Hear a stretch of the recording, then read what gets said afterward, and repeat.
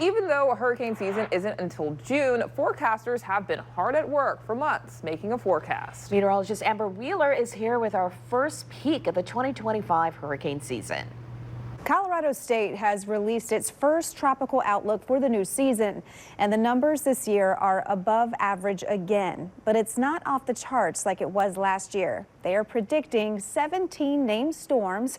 Of those, they think that 9 will be hurricanes and 4 would become major hurricanes. That's a Category 3 and higher. Now, I spoke with one of the researchers who worked on this forecast, and he tells me water temperatures played a big role. They're warm, but not as warm as last year.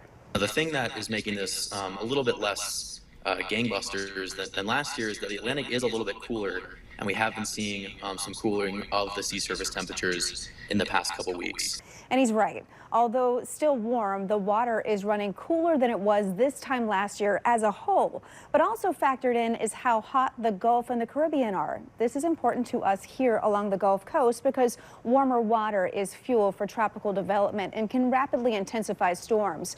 But there are more uncertainties that hardly make this a slam dunk forecast. When you're in kind of a cool state, there's a little bit less strong of a response as there would be than when you're in a strong El Nino or La Nina conditions. So basically, if we were in a strong La Nina or a strong El Nino, this would be a much easier forecast to make. La Nina typically means more tropical development, while El Nino often stifles development. But we're expected to be in a neutral phase, which makes this more uncertain. It also means other short-term factors that we can't see this far out can now play a huge role in whether we have a busy season or not. But farther down in this season in the long-range models, you can see here that we may not stay neutral, and that uncertainty does continue. We get a better picture with each month, and our next tropical outlook comes out in May. Back to you. Thank you, Amber.